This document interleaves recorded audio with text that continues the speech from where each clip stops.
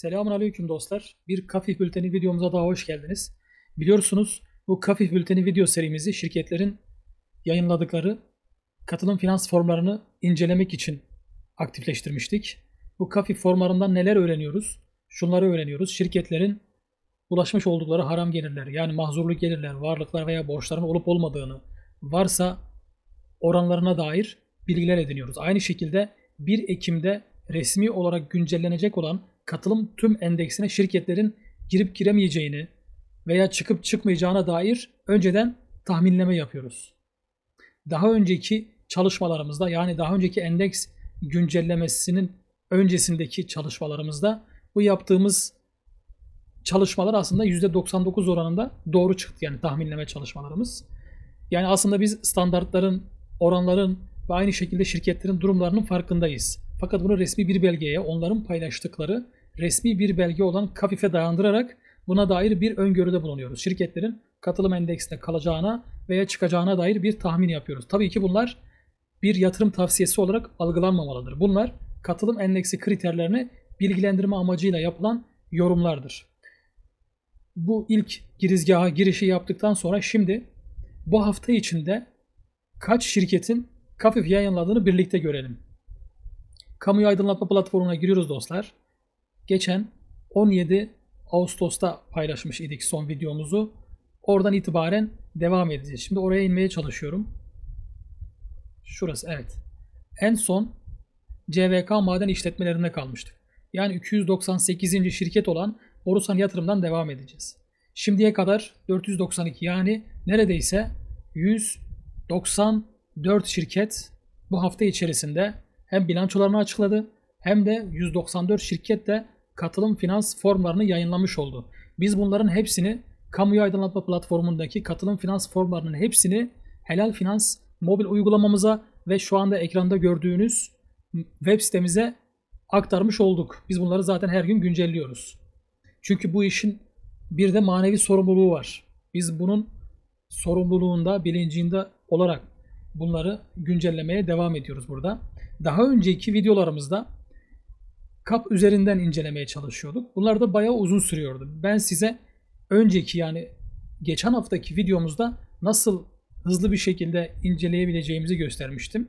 Bakın burada giriş sayfamızda şirketlerin katılım endeksi uygunluğuna dair işaretleri görüyorsunuz. Burada mesela Emlak Konut Gayrimenkul firması daha önce katılım endeksinde değilken, bu arada hiç değildi, yani neredeyse Borsa İstanbul'un bünyesine geçtikten sonra katılım endeksi, Emlak Konut Gayrimenkul neredeyse küstü katılım endeksiyle.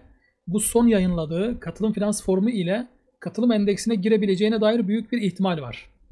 Bunların hepsinin üzerinden geçeceğiz. Aynı şekilde burada gördüğünüz iki şirkete katılım endeksinden çıkma olasılığı olan iki şirket. Bunlar da 22 Ağustos'ta ne yaptı? Kafiflerini paylaşan şirketler. Şimdi buraya geldik. Hisseler kısmına geldiğimiz zaman önce ne yapıyoruz? Daha önce söylediğim gibi şuradaki güncelleme filtresini aktifleştiriyoruz. Şöyle ki bir kere tıklıyorum. İkinci defa tıkladığım zaman burada son güncellemesine göre, yani Kafifleri paylaşma tarihine göre şirketlerin sıralandığını görüyoruz. Burada 16 Ağustos'a gelmek istiyorum. Gelebilirsem. Evet. Şu anda CVK maden işletmelerine geldik.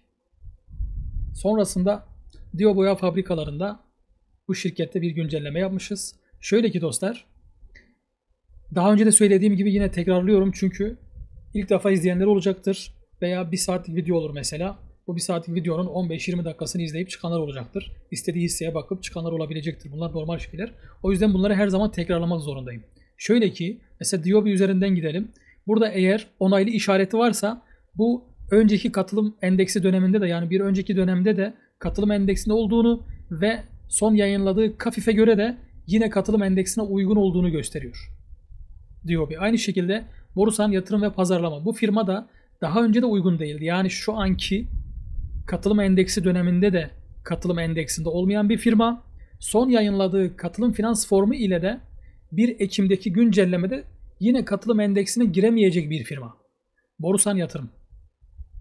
Aynı şekilde DESA Deri uygun değil. Neden? Çünkü katılım endeksi kriterlerini karşılamıyor. Birlikte bakalım burada.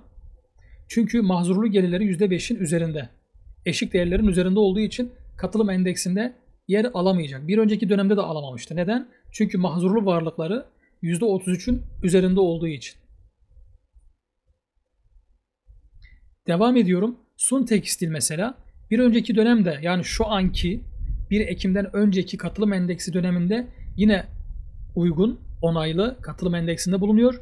1 Ekim itibariyle tekrar katılım endeksinde kalmaya devam edebilecek bir şirket. Nasıl anlıyoruz bunu? Tabii ki yayınladığı katılım finans formundaki verilere göre. Mahzurlu varlıkları, borçları %33'ün altında, mahzurlu gelirleri de %5'in altında. Hep diyorum, yine söyleyeyim burada. Burada bizim istediğimiz oranların aslında ideal olan 0 olması. 0 olanlar var. Biz bunlara zaten arındırmasız hisseler diyoruz. Aynı şekilde 5 yıldızlı hisseler diyoruz. Şurada buraya tıkladığınız zaman hiçbir mahzurlu geliri, varlığı ve borcu olmayan şirketleri göreceksiniz. Arındırmasızlarda da mahzurlu geliri 0 olan şirketleri göreceksiniz. Devam ediyorum. Ne dedik? Sun Tekstil katılım endeksinde şu anda ve katılım endeksinde olmaya devam edecek görünüyor. Gen İlaç katılım endeksinde bulunan bir firma. Arındırma gerekiyor tabii ki. Ve 1 Ekim'de de katılım endeksinde bulunmaya devam edecek görünüyor. Görünüyor diyorum çünkü henüz resmileşmedi. Netleşmedi. Biz burada katılım finans formuna bakarak bir tahmin yürütüyoruz. Diyoruz ki şirketin yayınladığı bu resmi belgeye göre katılım endeksine girebilir veya katılım endeksinde kalmaya devam edebilir veya katılım endeksinden çıkabilir diyoruz. Yani burada bir ihtimal söz konusu. Çünkü bazı şirketler yanlış katılım finans formu yayınladığını fark edip yatırımcılarının uyarısıyla bazen veya bir ay sonra fark edip veya KAFİF heyeti bunlara tekrardan sorular iletip düzeltmelerini istedikten sonra hatalarını fark edip tekrardan KAFİF'lerini gönderebiliyorlar 1 Ekim'e kadar. Ve bu süreçte uygun iken, yani uygun bir KAFİF yayınlamış iken uygun olmayan bir KAFİF'te tekrar yayınlayabilirler. O yüzden tahmin diyoruz zaten. O yüzden kesin konuşmuyoruz. Ama biz diyoruz ki resmi belgeye göre konuşacak olursak da Gen İlaç katılım endeksinde bulunan bir firma ve bulunmaya devam edecek görünüyor. Devam ediyorum. Torunlar Gayrimenkul. Ben hatırlamıyorum katılım endeksinde olduğunu. Birlikte de bakabiliriz. Siz de bakabilirsiniz buradan. Katılım endeksinde olmadığı gibi 1 Ekim'de de katılım endeksine giremeyecek. Aynı şekilde European Endüstri İnşaat da katılım endeksinde olmayan bir firma ve katılım endeksine yine giremeyecek bir firma. Sekur, yani Sekuroplastik. İşte bu askıda hisse. Ne diyoruz askıda hisseler için? Katılım endeksindeyken endeksten çıkma ihtimali olan veya endekste olmayıp endekse girme ihtimali olan hisseler için söylüyoruz askıda hisseleri. Burada Sekuroplastik için hemen helal finans raporuna geldiğimiz zaman burada mahzurlu gelirlerin %5'in çok üzerinde olduğunu görüyoruz. Ve hemen burada bir notumuz var, diyoruz ki güncel olarak katılım tüm endeksinde bulunmasına rağmen şirketin yayınladığı KAFİF'e göre, yani şu linkini verdiğimiz katılım finans formundaki verilerine göre endeksten çıkabileceği unutulmamalıdır. Biz burada bilgiyi şeffaf bir şekilde veriyoruz. Diyoruz ki bakın bu endeksten çıkabilir veya bu şirket endekse girebilir. Lütfen bunları aklınızdan çıkarmayın. Ama sonra diyoruz ki resmi güncelleme 1 Ekim 2025'te netleşecektir. Bu soru her zaman geliyor. O zaman ne yapalım? Tercih sizin. İsterseniz resmi tarihi bekleyebilirsiniz. O zaman baktığınız mesela Sekuro Plastik endeksten çıkmış, endekste göremediniz. O zaman satabilirsiniz. Tabii bu satabilirsiniz veya alabilirsiniz ifadeleri yatırım tavsiyesi olarak değil, tamamen katılım endeksine dair bir bilgilendirmedir dostlar. Yani buranın altını özellikle çizmek istiyorum. Yanlış anlayanlar da olabilir. Bunları biz alın veya satın diye söylemiyoruz. Bu konuda sizler de farkındalık sahibi olun. Katılım endeksine dair önce bilgilenmemiz lazım ki sonrasında insanlara farkındalık kazandırıyor olmamız lazım. Yani önce bilgilendirme, sonradan farkındalık gelişecek. Dolayısıyla bu tür yorumlarımızı lütfen yatırım tavsiyesi olarak değil, tamamen bu işin vicdani ve fıkhi boyutuna dair bir bilgilendirme olarak görün. Tabii ki arındırma da gerektiği için şu sol tarafta arındırma hesaplamayı da yapabilirsiniz. Arındırmayı da isterseniz şimdi yapabilirsiniz. İsterseniz 1 Ekim'de resmileştikten sonra yapabilirsiniz. Ben 1 Ekim'i tavsiye ediyorum. Resmileşsin. Çünkü bazen firmalar, tamam bu firma, bu şirket ne olacak? 6.95 ile %5'in üzerinde olduğu için katılım endeksinden çıkacak belki. Ama bazen yeni bir KAFİF yayınlıyor ve oradaki 6.95 bir anda %15 oluyor. Dolayısıyla buradaki mahzurlu gelirler arındırma verileri için çok önemli.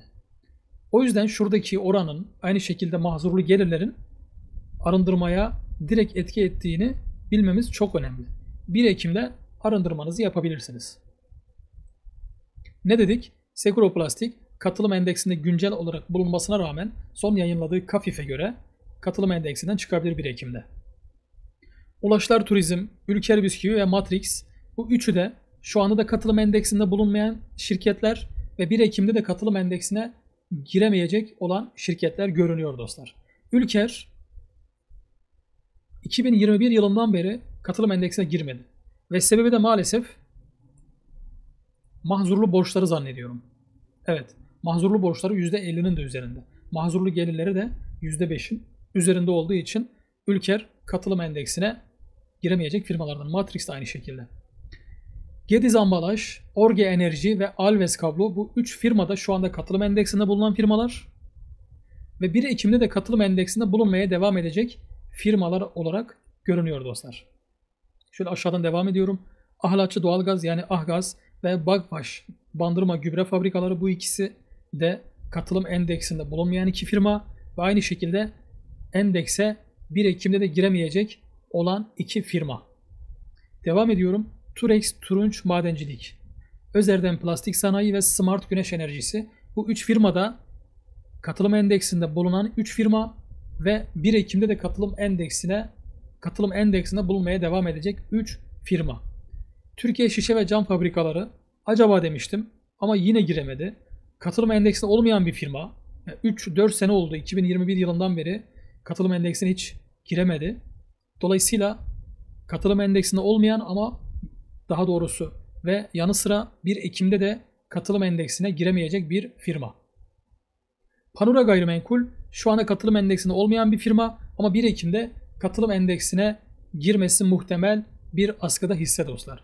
Hemen bakalım Helal Finans raporuna. Evet, mahzurlu varlıkları, borçları ve gelirleri eşik değerlerin altında. Burada da bir dikkat demişiz. Demişiz ki katılım finans formuna göre uygun görünmesine rağmen katılım endeksine güncel olarak katılım endeksinde bulunmadığı unutulmamalıdır. Resmi güncelleme 1 Ekim 2025'te netleşecektir. Yani diyoruz ki şu anda katılım endeksinde değil ama yayınladığı katılım finans formu ile katılım endeksine girme ihtimali yüksek olan bir firma diyoruz. Bu uyarıyı da yapıyoruz. Burada soruyorlar yine. Alalım mı? Yani katılım endeksinde değil ama katılım endeksine uygun hale gelmiş. Dolayısıyla artık takip listemize almakta bir mahzur var mı diyorum. Ben şahsen şöyle yapıyorum. Eğer KAFİF'teki verileri uygun görünüyorsa ben onu takip listeme alıyorum. Teknik analiz, stratejime göre, sistemime göre eğer benim için yükseliş trendindeyse mesela ben onu takip listeme alıp aynı zamanda yatırım yapmaya başlayabiliyorum. Bu benim yaptığım bir şey. Çünkü KAFİF'te resmi bir belge. Aynı zamanda şirketin resmi bir belgesi. Ve 1 Ekim'de de girdiği zaman da zaten o yatırıma devam ediyorum. Ama 1 Ekim'de resmi güncellemede baktım ki Pagyo endekse girememiş. O zaman ben o tarihe kadar elimde tuttuğum o hisseyi 1 Ekim itibariyle de elimden çıkartırım. Neden? Çünkü katılım endeksine girememiştir. Bakın burada da görüyorsunuz katılım endeksinde olmadığına dair herhangi bir bilgiyi görüyorsunuz burada. Yani burada bir tik işareti olsa anlardık. Devam ediyorum. Bu videoyu çok uzun tutmak istemiyorum. 1 saatte tamamlamayı düşünüyorum inşallah. Türk Tuborg Bira, yani buna bakmamıza da gerek yok. KAFİF yayınlamalarına da gerek yok aslında. Ama işte yayınlıyorlar. Şöyle bir bakalım ne kadar haram gelirleri varmış. Yani %5'in biraz üzerinde haram gelirleri varmış. Alkollü içki gıda üretimi yapmalarına rağmen mahzurluk gelirleri bana az geldi açıkçası. İlginç. Ama her halükarda şuradaki oranlar eşik değerlerin altında olsa bile zaten mahzurlu ana faaliyeti. Çünkü bu Anadolu Grubu Holding'in bir iştiraki yanılmıyorsam. Ve direkt alkollü içki gıda üretimi, ticareti ve geliri olduğu için yani herhangi bir sıfırdan büyük bir geliri varsa bile içkiden o direkt başka hiçbir şeye bakılmaksızın Türk Hava Yolları gibi, Pegasus gibi direkt endeks dışı kalır dostlar. O yüzden zaten benim vicdanımın rahat olmasının en büyük sebeplerinden biri de Temmuz 2024 yılında yapılan güncelleme. Daha önce Pegasus da mesela katılım endeksindeydi. Oysa içki geliri alkol geliri vardı. İkram vesaire. Ama artık Temmuz'dan sonra denildi ki içki geliri 1 lira olsa bile artık miktarına bakılmaksızın, yani şuradaki %5'in içine katmayacağız artık o içki gelirlerini. Varsa direkt endeks dışı. Bu güzel bir gelişmeydi. Bunu da söylemiş oldum, tekrarlamış oldum. Eski Almat, şimdiki Ruziyet katılım endeksinde olmayan bir firma ve 1 Ekim'de de katılım endeksine giremeyecek görünüyor. İhlas Gayrimenkul şu anda katılım endeksinde olmayan bir firma, 1 Ekim itibariyle katılım endeksine girmesi muhtemel bir firma olmuş yayınladığı Kafif ile. Şöyle birlikte bakalım. Evet, oranları eşik değerlerin altında. Bir önceki dönemde mahzurlu gelirleri %5'in üzerinde olduğu için katılım endeksinde olmayan bir firmaydı. Ama 1 Ekim'de bu haliyle, bu katılım finans formuyla katılım endeksine girmesi muhtemel bir firma. ARDYZ, yani ARD Grup Bilişim ve İhlas Ev Aletleri İHEVA, bu iki firmada katılım endeksinde bulunan firma ve katılım endeksinde bulunmaya devam edecek iki firma. Marka Yatırım Holding katılım endeksinde olan bir firma şu anda, ama yayınladığı Kafif'e göre şöyle gösterelim bakın dostlar. Neredeyse 100 lirasının, yani 100 lira gelirinin 65 lirası mahzurlu haram gelirden oluşuyor. O yüzden bu Kafif'e göre Marka Yatırım Holding katılım endeksine büyük ihtimalle giremeyecek. Bu durumda peki ne yapılmalı? Elinde olan biri iki tercihten birini yapabilir. İsterse resmi güncelleme, yani 1 Ekim'i bekleyebilir ve 1 Ekim'de açıklanan listede eğer marka olmazsa elinden çıkarabilir katılım endeksine uygun olmadığı için. Veya şöyle diyebilir, hemen aksiyon alabilir. Bu Kafif'te şirketin resmi belgesi, ben buna göre hemen elimdeyse hemen satmak istiyorum. Neden? Çünkü artık uygun görünmüyor ve hani çok aşırı bir oransal fazlalık var orada. Yani %5,70 değil, %65, bu çok fazla. Belki de hata yapmışlardı, bilmiyoruz. Daha bir aydan fazla bir süre var zaten 1 Ekim'e, belki düzeltirler. Renepol, Biotrend, yani Bioen, Mogan Enerji, bu 3 firmada katılım endeksinde olmayan firmalar, şirketler ve 1 Ekim'de de katılım endeksine giremeyecek olan şirketler görünüyor. Akfen, yenilenebilir enerji, şuna bir türlü dilim dönmüyor. Akfen'de, yani Akfen Enerji diyelim, katılım endeksinde olan bir firma ve endekste kalmaya devam edecek bir firma görünüyor. Trabzon Liman İşletmeciliği, ya bu firma da katılım endeksine bir türlü girmedi. Yani yıllardır girmedi. Sebebi de buradaki kar payı imtiyazı. Mahzurlu payları var çünkü. Kar payı imtiyazı neydi? Daha önce açıklamıştım. Şöyle ki şirket bir temettü dağıttığında şöyle bir imtiyazı varsa, yani imtiyazlı payları varsa şirketin, bu şu demek. Örnek veriyorum, Trabzon Liman İşletmeciliği üzerinden gidelim. Diyor ki önce kar payı imtiyazı olan işte yöneticiler, ortaklar neyse üst yönetimdeki, önce temettünün, örnek veriyorum, %5, %10, %20'sini veya %40'ını önce şu 10 kişi alacak. Kalan temettü parasını da diğer ortaklar, yani borsadaki küçük yatırımcı eşit olarak aralarında paylaşsınlar. Hisselerinin sayısına göre. Yani ortada bir adaletsizlik olduğu için İslam hukuku diyor ki temettü vereceksen de herkese eşit vereceksin kardeşim. Dolayısıyla bu tür bir imtiyazlı pay olduğu için Trabzon Liman İşletmeciliğinde katılım endeksine hiç giremeyen bir firma bu yıllardır. Bu şekilde imtiyazlı payları da Trabzon Liman İşletmeciliği üzerinden anlatmış oldum. Devam edelim. Aksa Akrilik Kimya ve İhlas Yayın Holding AŞ, bu iki firmada katılım endeksinde bulunan firmalar ve 1 Ekim itibariyle de yayınladıkları Kafif'e göre tekrar katılım endeksinde bulunmaya devam edecek görünüyor. ATP Ticari Bilgisayar, bu arkadaş da katılım endeksinde olmayan bir firma ama yayınladığı Kafif ile katılım endeksine girmesi muhtemel bir firma olmuş. Bakalım, mahzurlu varlıkları ve borçları %33'ün altında, mahzurlu gelirleri de %5'in altında. Yani bu ne demek? Şirketin %97,89 oranında meşru geliri var.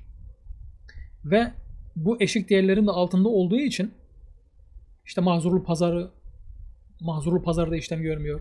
Mahzurlu ana faaliyete dair bir beyanı yok. Az önce bahsettiğimiz imtiyazlı payları yok. Hak ve değerler ihlaline dair, yani boykot, işte insan hakları ihlali, CEO'larından kurumsal açıklamalar vesaire gibi herhangi bir ihlal de yok. Mahzurlu yan faaliyetleri ve gelirleri de yok. Yani bir içki geliri, bir tütün, işte bir kumar geliri falan da yok buradaki verilere göre. Dolayısıyla Bu şirket katılım endeksine girmesi muhtemel bir şirket oluyor.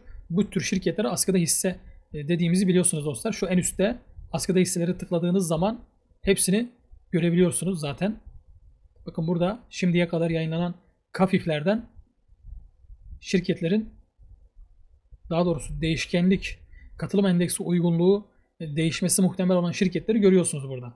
Bunlar askıda hisseler.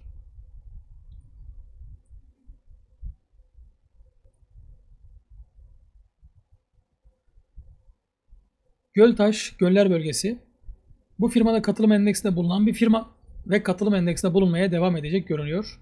Bülbüloğlu Vinç Sanayi katılım endeksinde olmayan bir firma ve yine katılım endeksine giremeyecek görünüyor yayınladığı KAFİF ile. Akdeniz Yatırım Holding katılım endeksinde olan bir firma ama yayınladığı KAFİF ile katılım endeksinden çıkacak görünüyor. Sebebine birlikte bakalım. %23.79 oranında mahzurlu gelirleri olduğu için.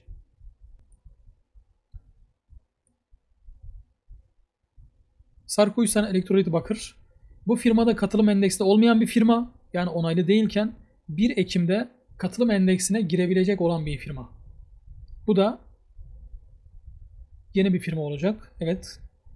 Oranlar gayet uygun. Burada da zaten uyarımızı vermişiz. Uygun görünmesine rağmen KAFİF'i güncel olarak katılım endeksine değil. Bunu unutmayın. Devam edelim. Alarko Holding. Ya birkaç dönemdir katılım endeksine hiç giremiyor. Hatta bayağıdır giremiyor.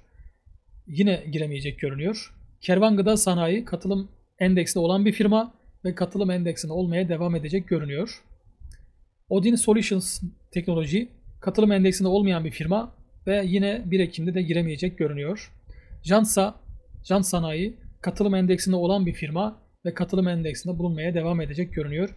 Türk İlaç ve Serum Sanayi eski halk ağızlardan biliyorsunuz. Uygun değil görünüyor. Yani katılım endeksinde olmadığı gibi şu anda 1 Ekim'de de katılım endeksine giremeyecek görünüyor. Bu son yayınladığı KAFİF ile. Aşağıdan devam ediyoruz. Anel Elektrik yani ANL katılım endeksinde olmayan bir firma ve 1 Ekim'de de katılım endeksine giremeyecek görünüyor. Gübre fabrikaları katılım endeksine bulunmaya devam edecek. Hektaş katılım endeksine giremeyecek bir şirket. Neden? Çünkü kar payı imtiyazı var burada. Bakın oranlar aslında uygun ama şu imtiyazları olduğu için, yani imtiyazlı paylara sahip ortaklar olduğu için ve oranı da çok düşük biliyor musunuz dostlar? %5 oranındaydı zannediyorum. Sizler teyit edebilirsiniz KAP üzerinden. %5 oranında imtiyazlı payları var. Yani olsa ne olur, olmasa ne olur. Ya bunu çıkarın. Bunu iptal edin. Yatırım fonları da size yatırım yapsın. Katılım endeksi yatırımcıları da sizlere yatırım yapsın. Bu arada bir yorum. Bunu yaptığı zaman var ya, katılım endeksine girdiği zaman var ya, öyle bir bereketlenecek ki aslında şirket. Bir bakıyorsunuz fiyatları da yükselmeye başlamış. Tezol katılım endeksinde olan bir firma ama son yayınladığı KAFİF ile katılım endeksinden çıkacak görünüyor. Sebebine birlikte bakacak olursak %5'in üzerinde mahzurlu gelirleri var maalesef. Özak Gayrimenkul, Türk Prismian Kablo ve Ege Gübre iki firmada katılım endeksinde bulunmaya devam edecek görünüyor. Özak Gayrimenkul katılım endeksinde olmayan bir firma ve yine giremeyecek bir firma. Bu arada şu alt metnini de söyleyeyim. Hani yayınımızı, bu videoyu kesintisiz bir şekilde izliyorsanız aslında katılım endeksine dair çok iyi bilgiler ediniyorsunuz. Bakın katılım endeksinde olmayan bir firma için de arındırma gerekiyor. Katılım endeksinde olan bir firma için de gerekiyor. Sadece 4 ve 5 yıldızlı arındırmasız olan hisseler için arındırma gerekmez. Zaten biz onlara da arındırmasız hisseler diyoruz. Birlik Mensucat yakın izleme pazarında olduğu için katılım endeksine giremeyecek bir şirket ama burada askıda hisse gibi görünüyor. Buna aldanmayın. Hatta birlikte bakalım. Burada normalde şuradaki gibi mahzurlu pazarı var yazıyor olması gerekiyordu. O yüzden bunu dikkate almayın. Bunu biz güncelleriz zaten şimdi. Bu arkadaş da zaten işlem pazarından dolayı yakın izleme pazarı ve piyasa öncesi işlem pazarında olan şirketler direkt katılım endeksi dışı kalıyor. Bu firmada yani Birlik Mensucat Ticaret ve Sanayi AŞ'de katılım endeksinde olmayacak bir şirket. Güler Yatırım Holding, Mazhar Zorlu Holding ve İPK yani Doğal Enerji Kaynakları. Bu 3 firmada katılım endeksine yine giremeyecek 3 firma. Oncosem ve Meka Beton santralleri bu iki firmada katılım endeksinde bulunmaya devam edecek görünüyor. Ege Plast yani E-Plus, Taten Tatlıpınar Enerji, Lidya yani eski Mipaz Holding ve Ensari Deri Gıda bu 4 firmada katılım endeksinde olmayan 4 firma ve bunlar 1 Ekim'de de giremeyecek görünüyor. Neye göre? Yayınladıkları Kafif'e göre. Enerya Enerji katılım endeksinde iken katılım endeksinden çıkması muhtemel bir hisseye dönüşmüş. Sebebine birlikte bakalım. Mahzurlu gelirleri %5'in üzerinde olduğu için. Evet, sonunda 5 yıldızlı ve arındırılmasız bir hisseye denk geldik. Eskom yani Escort Teknoloji Yatırım. Bu firma hem arındırmasız hem de capcaiz bir firma dostlar. Burada arındırma hesaplama dediğiniz zaman zaten buraya bir notumuz var koyduğumuz. Buradaki yani şu tarihler arasındaki işlemler için sizin herhangi bir şey yapmanıza, yatırım yapmanıza, daha doğrusu arındırma yapmanıza gerek yok. Tüm oranlar sıfır görüyorsunuz dostlar. Koza, ya Koza, Kozal, İpek bunların hepsi de üçü de madencilik firmaları. Bunların hepsi de katılım endeksli olmayan firmalar. Koza yani Anadolu Metal Madencilik de katılım endeksinde olmayacak bir firma. Selva Gıda katılım endeksinde bulunmaya devam edecek. Ne demiştik? Tekrar söylüyorum. Çünkü videonun ortasından da dalanlar olabilir. Çünkü biz bir akış özeti sunuyoruz videonun altında. Oraya bakıp işte Eskom'a veya efendime söyleyeyim Selva'ya tıklayıp buraya direkt gelenler de olabilir. O yüzden her zaman söylemek durumundayım. Burada eğer onaylı işareti varsa önceki dönemde de onaylıydı. Yani şu anki endeks döneminde de katılım endeksinde bulunuyor ve son yayınladığı Kafif'e göre de yine uygun görünüyor. Duran Doğan yani Durdo katılım endeksinde olmayan bir firma ve yine giremeyecek görünüyor. Ege Profil ve EYG Gayrimenkul bu iki firmada katılım endeksinde olmaya devam edecek. Koray Gayrimenkul katılım endeksinde olmayan bir firma ve 1 Ekim'de de yayınladığı Kafif'e göre yine giremeyecek görünüyor. RAL Yatırım Holding katılım endeksinde iken katılım endeksinden çıkmış dostlar. Daha doğrusu çıkma ihtimali yüksek bir firma. Bakın mahzurlu borçları %33'ün çok üstünde. O yüzden diyoruz ki güncel olarak katılım endeksinde olmasına rağmen son yayınladığı Kafif verilerine göre katılım endeksinden çıkma ihtimali olan bir hissedir. Devam ediyoruz. Dardanel katılım endeksinde olmayan bir firma iken son yayınladığı Kafif ile katılım endeksine girecek görünüyor. Birlikte bakalım mahzurlu borçları neredeyse hemen hemen direkten dönmüş diyebiliriz aslında amiyane tabiriyle. %33'ün üzerinde olsaydı yine endekse giremeyecekti. Ne diyoruz? Dardanel katılım endeksinde olmayan ama 1 Ekim'de katılım endeksinde olma ihtimali olan bir hisse.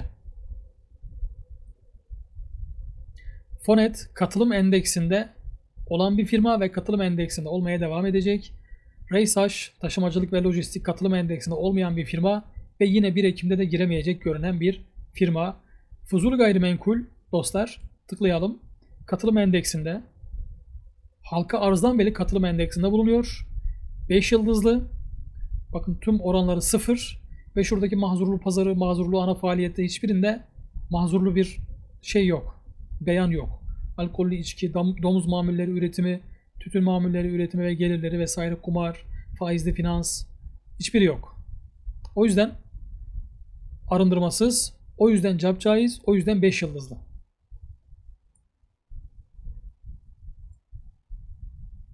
Devam ediyorum. Europower Enerji katılım endeksinde olmaya devam edecek. Sasa katılım endeksinde değildi ve yine giremeyecek. Neden? Çünkü mahzurlu borçları %33'ün çok üstünde. Bir önceki dönemde zannediyorum mahzurlu borçlardan dolayı girememişti.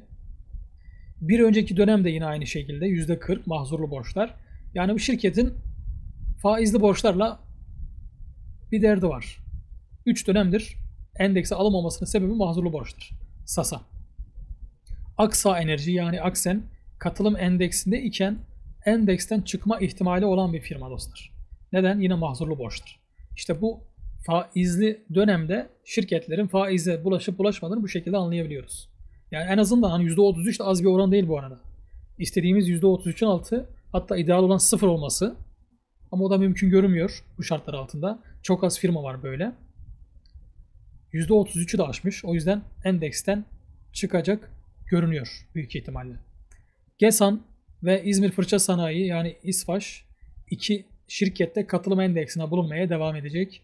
Resaş Gayrimenkul Yatırım, Kıraç Galvaniz Sanayi ve Avrupa Yatırım Holding yani Avhol bu üç firmada katılım endeksinde olmadığı gibi katılım endeksine yine giremeyecek 1 Ekim'de. Neden? Çünkü son yayınladığı KAFİF'teki veriler katılım endeksi kriterlerini karşılamıyor. Menderes Tekstil katılım endeksinde bulunmaya devam edecek. DMR Unlu Mamuller katılım endeksinde olmayan bir firma ve yine giremeyecek. Bucim yani Bursa Çimento katılım endeksindeyken çıkması muhtemel bir firma olmuş dostlar. Sebebi mahzurlu gelirlerin %5 üzeri olması. Işıklar Enerji katılım endeksinde değilken katılım endeksine girmesi muhtemel şirketlerden, askıda hisselerden olmuş. Hemen birlikte bakalım helal finans raporuna. Tüm eşik değerleri, tüm oranları katılım endeksi kriterlerine uygun. ODAŞ, HATEK ve GSD Denizcilik bu 3 şirket de katılım endeksinde olmadığı gibi 1 Ekim'de de katılım endeksine giremeyecek görünüyor. Penta Teknoloji katılım endeksinde bulunmaya devam edecek. Cemaş katılım endeksinde olmayan bir firma ve yine giremeyecek görünüyor. OBS Bilgisayar ve Bera Holding ikisi de katılım endeksinde bulunmaya devam edecek görünüyor. SmartX Yazılım AŞ katılım endeksinde bulunan bir firma ve katılım endeksinde bulunmaya devam edecek. Yaprak Süt ve Besi Çiftlikleri, bunu da söylemeyi unuttuk. Katılım endeksinde olmayan bir firma uzun bir süredir ve yine giremeyecek görünüyor. Sebebine bakmak istiyorum. Mahzurlu gelirleri %10'ymiş dostlar. Yani toplam gelirlerinin %10'u mahzurlu haram gelirlerden oluştuğu için. Kuzu Grup Gayrimenkul, GSD Holding iki firmada katılım endeksinde olmadığı gibi katılım endeksine yine giremeyecek 1 Ekim'de. ADS Gayrimenkul Yatırım katılım endeksinde olan bir firma iken endeksten çıkması muhtemel bir firma olmuş dostlar. Sebebine birlikte bakacak olursak %5'in üzerinde bir mahzurlu gelir açıklamış olması. Bu da ne demek? %8.17 oranında mahzurlu gelirleri olduğu için ADS katılım endeksine giremeyebilir tekrar. Bakap yani Bak Ambalaj Sanayi katılım endeksinde olmaya devam edecek bir firma. Gezinomi Seyahat halka arzdan beri katılım endeksinde olmayan bir firma zannediyorum. Şöyle geçmişe doğru gittiğimiz zaman bakın hep kırmızı. Evet. Katılım endeksine hiç girememiş Gezinomi Seyahat. Sebebi de mahzurlu ana faaliyet beyanı ve mahzurlu yan faaliyetler. Yani otel ve eğlence faaliyetleri yapmış. Yaptığına dair beyanı var ve bu tür gelirleri var. Ve mahzurlu gelirleri de çok fazla. %83. Yani 100 lirasının 83 lirası haram gelirden oluşur. Katılım finans gelirlerine uygun olmayan gelir. Kibarca söyleyelim. Şeker Gayrimenkul, daha önce de söylemiştim. Halk Gayrimenkul, İş Gayrimenkul, Ziraat Gayrimenkul, işte bu firma Şeker Gayrimenkul. Bankaların gayrimenkul firmaları katılım endeksine asla giremez. Bir istisnamız var, o da Körfez Gayrimenkul. O çünkü bir katılım bankasının iştiraki. Yani Kuveyt Türk'ün bir iştiraki olduğu için zaten katılım finans ilkelerine göre hem arındırmasız hem de 5 yıldızlı bir hisseydi. Sıkıca zaten takip edenler bilir. Ne diyoruz? SEGIO yani Şeker Gayrimenkul Yatırım Ortaklığı katılım endeksinde olmadığı gibi asla giremeyecek bir firma. BN Yapı Ürünleri Sanayi, Kua Granit ve Tümosan bu 3 firmada katılım endeksinde olmaya devam edecek 3 firma. Platform Turizm, Forte, Exxon Gıda bu 3 firmada katılım endeksinde olmaya devam edecek bir 3 firma. Burada yeni bir olay var burada. Platform Turizm arındırmasızlara da dahil olabilir. Çünkü mahzurlu geliri %0. Neden arındırmasız diyoruz? Çünkü arındırma gerektirmiyor. Çünkü arındırma tamamen şirketin geliriyle ilgili.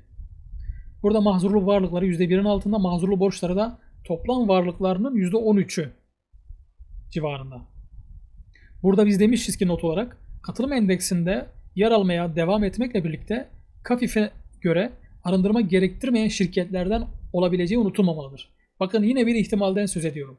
Yani 1 Ekim'e kadar eğer bu kafifini değiştirmezse, düzeltmezse, yani hata yapmadığını görürsek 1 Ekim'de diyeceğiz ki tamam, platform turizmde arındırmasızdır ve arındırma yapmaya gerek olmayan bir firmadır diyoruz. Bir önceki dönem katılım endeksinde olmasına rağmen 1.38 oranında mahzurlu geliri olduğunu da söylemiş olalım. Exxon Gıda hem arındırmasız hem de 5 yıldızlı hisselerden bu da. Onu da söylemiş olalım.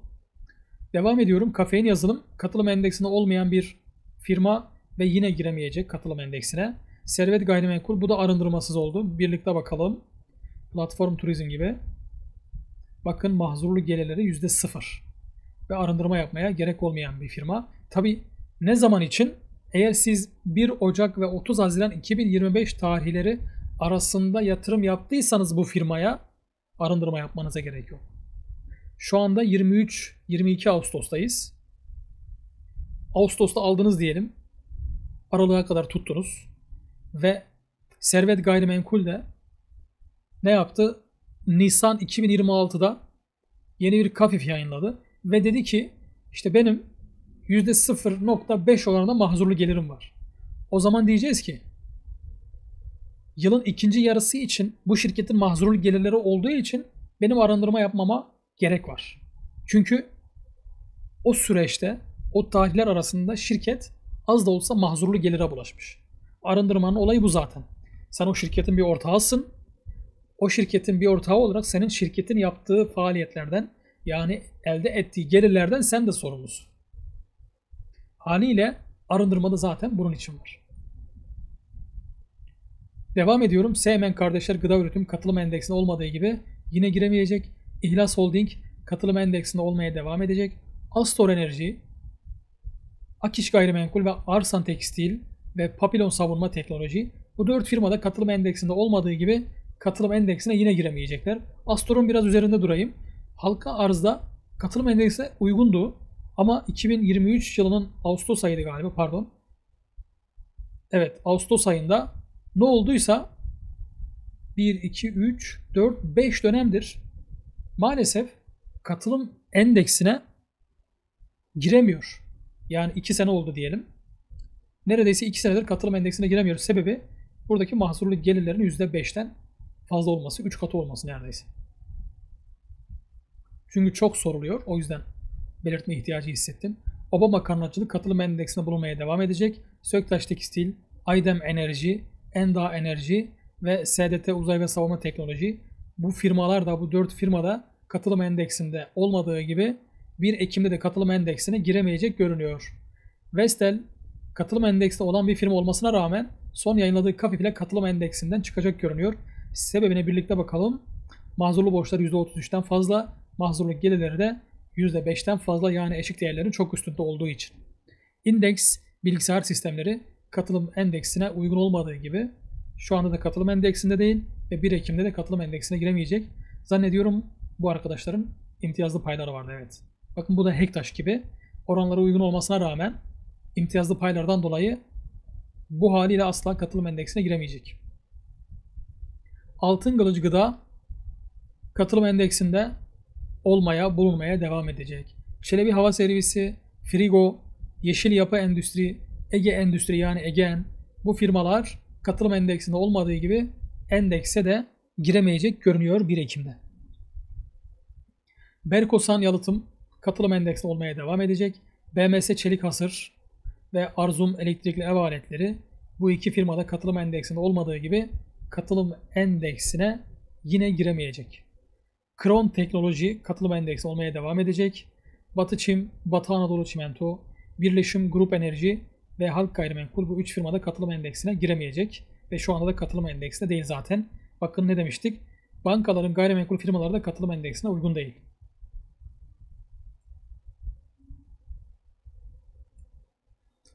Devam ediyorum. 60 şirket kaldı. Onları da hızlıca üzerinden geçerek bitirmeye çalışacağım. Atakule gayrimenkul firması katılım endeksinde olmadığı gibi endekse 1 Ekim'de de giremeyecek. PASEU yani Pasifik Euro-Asya Lojistik Dış Ticaret katılım endeksinde olmaya devam edecek. Hun Enerji yani, Net Holding, Baydöner, Merit Turizm ve Mopaş katılım endeksinde olmadığı gibi endekse de 1 Ekim'de giremeyecek görünüyor son kafiflerine göre. Alkim katılım endeksinde olmaya devam edecek. ADGU katılım endeksinde olmamaya devam edecek. Yani 1 Ekim'de endekse yine giremeyecek görünüyor. Borlase Otomotiv katılım endeksinde iken endeksten çıkması muhtemel bir şirket olmuş. Sebebine birlikte bakalım. %45 oranında mahzurlu borçları var. Evet. İşte bu faizli borçlardan dolayı bakın gördüğünüz gibi birçok firma katılım endeksinden çıkmaya başlamış.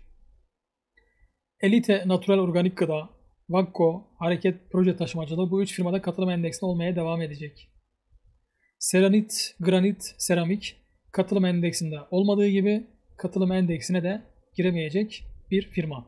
Selçuk Ecza Deposu ve Kozmo yani Kosmos Yatırım Holding bu iki firmada katılım endeksinde olmaya devam edecek.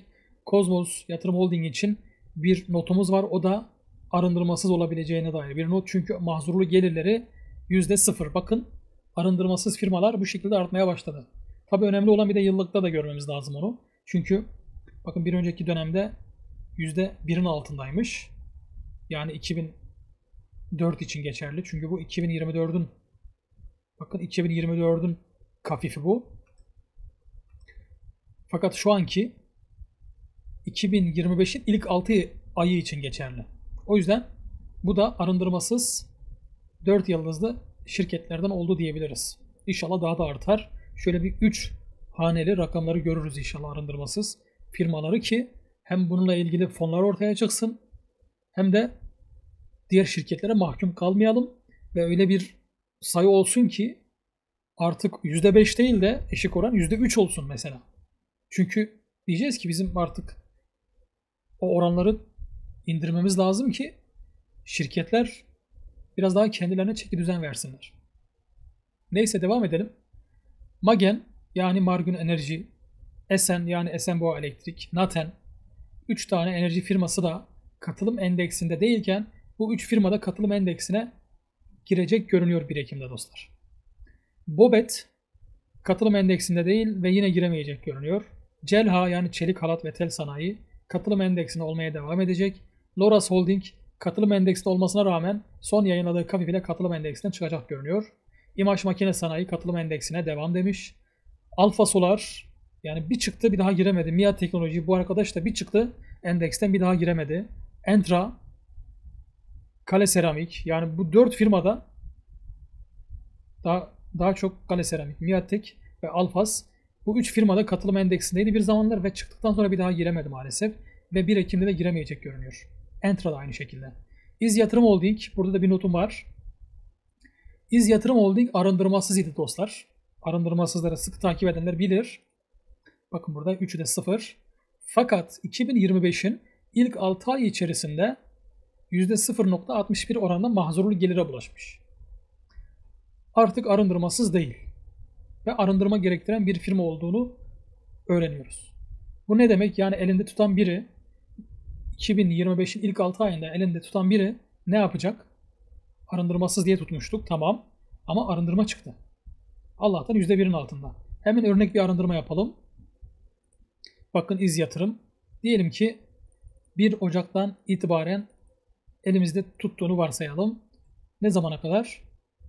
30 Haziran'a kadar.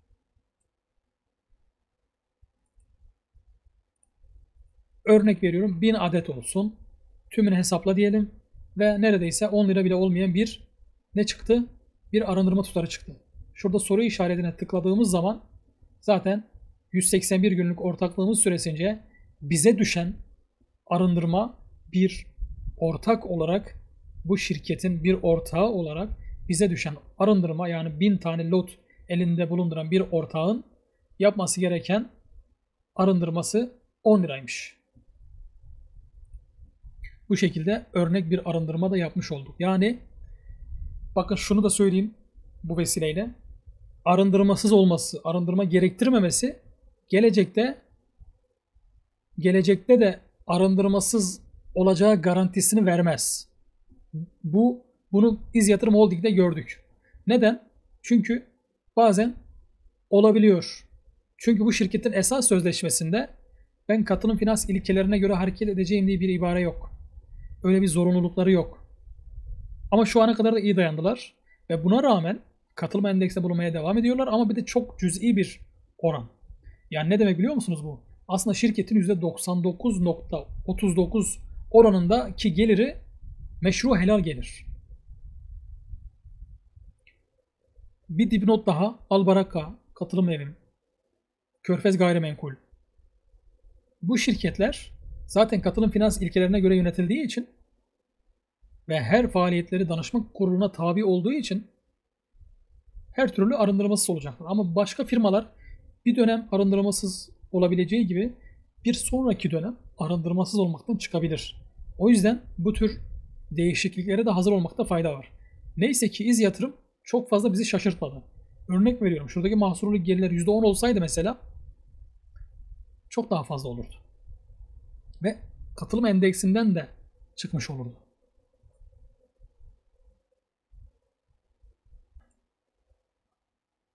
Devam ediyorum. IS Çelik bunun herhangi bir kafifine bakmadan piyasa öncesi işlem platformunda olduğu için, yani mahzurlu bir pazarda olduğu için direkt katılım endeksine uygun olmadığını biliyoruz.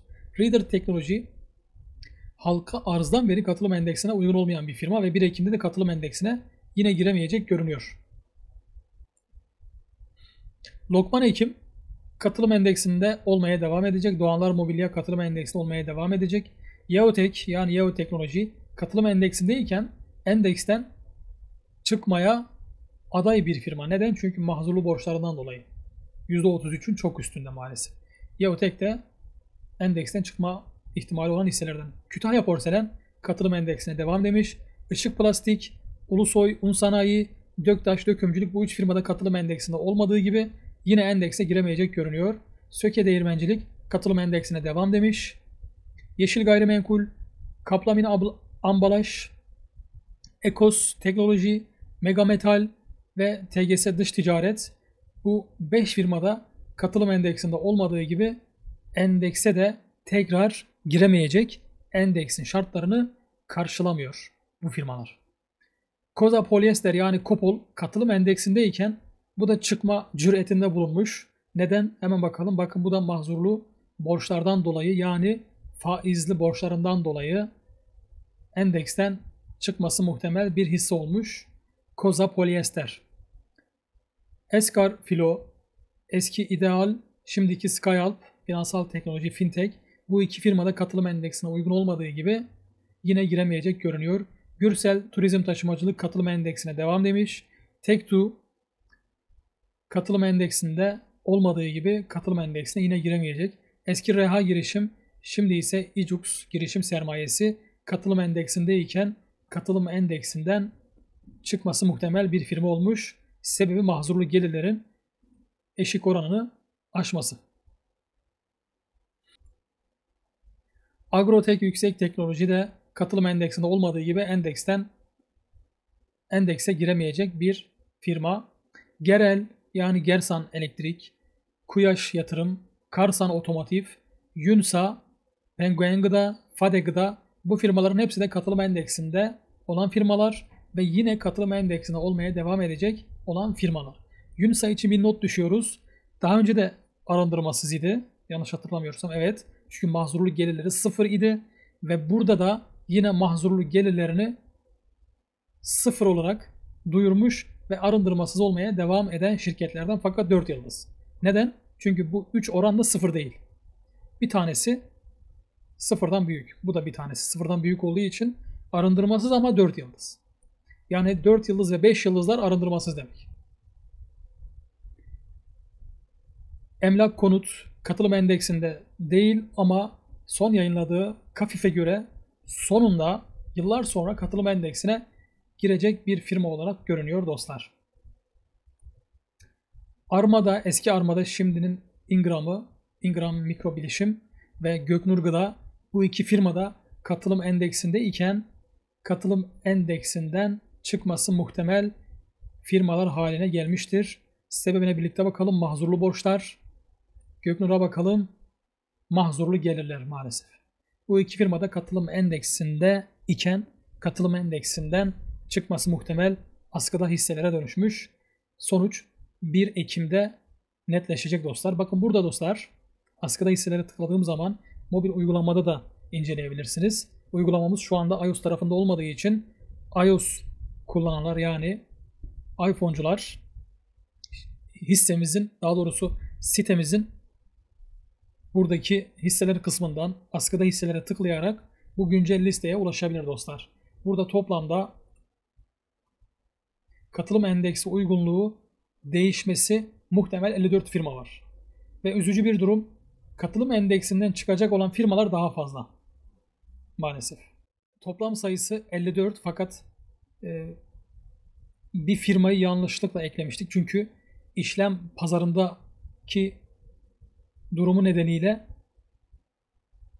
yine katılım endeksine giremeyecek bir firmaydı. Yani 53 olarak söyleyebiliriz. 53 firmanın, 53 şirketin katılım finans formuna göre katılım endeksi durumu değişebilir.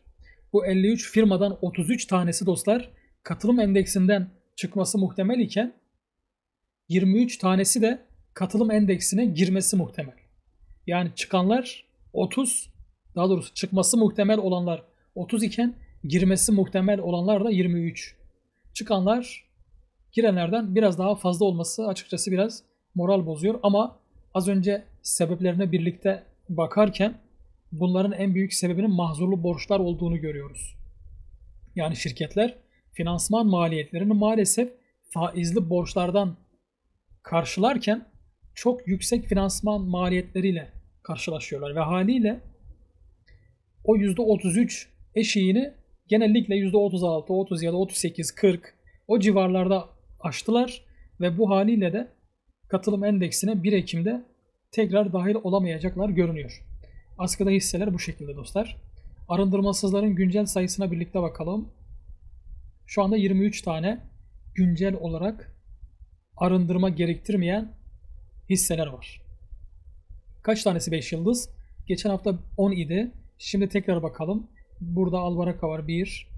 Hatta şurada birlikte bakalım. 5 yıldızlı diyelim. 10 adet 5 yıldızlı, yani hiçbir mahzurlu geliri, varlığı ve borcu olmayan 10 tane firma var. 13 tane de 4 yıldızlı firma var. Hepsini topladığımızda 23 adet arındırmasız şirket var. Toplam 590 şirketin olduğu borsada. Bence çok az. İnşallah yıllar sonra bu sayılar çok daha artar. Şirketlerin katılım endeksi farkındalığı daha da gelişir ve büyür diye umut ediyoruz. Tabii ki umut etmekle kalmayıp aynı zamanda bu konuda hem yatırım fonlarına hem de şirketlere mailler atarak yatırımcı olarak beklentimizi de onlara iletmemiz gerekiyor. Ki onlar da bu tür beklentilerin olduğunu bilsinler. Katılım finans formu yayınlayan Borsa İstanbul'daki tüm şirketlerin KAFİF'lerini incelemiş olduk. Katılım endeksine girmesi muhtemel, katılım endeksinden çıkması muhtemel olan şirketleri inceledik. Bu KAFİF'ler 1 Ekim tarihine kadar yayınlanmaya devam edecektir. Ancak şimdiye kadar olduğu gibi haftada 100, 150, 200 gibi bir sayı olmayacak büyük ihtimalle. Çünkü şimdiye kadar neredeyse 500'e yakın firma katılım finans formu yayınladı. Ve bankalar, sigorta şirketleri, aracı kurumlar gibi firmalar, şirketler zaten katılım finans formu yayınlamak zorunda değiller. Onların da sayısını 80-90 olarak baz aldığımız zaman zaten aslında neredeyse şirketlerin %95'inin katılım finans formlarını yayınladığını tespit etmiş oluyoruz. Bundan sonra ne olur? Bundan sonra 6 kişilik KAFİF heyeti bu KAFİF'lerin teker teker denetimini yapacaklardır. Yani bilançolarına göre uyumlu olup olmadıklarını, tutarlı olup olmadıklarını inceleyeceklerdir.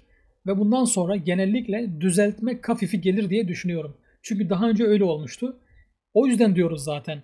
Askıda hisseler için kesin diyemiyoruz. 53 tane firma var. Değişmesi muhtemel olan firmalar. Ama bu 53 firmadan düzeltme KAFİF'i yollayıp tekrar katılım endeksinde bulunmaya devam edecek firmalar da olabilir.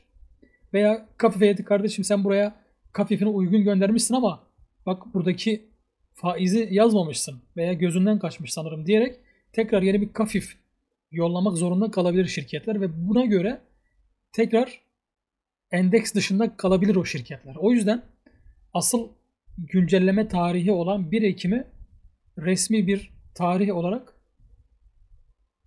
bekliyoruz. 1 Ekim'de tüm liste o zaman belli olacak.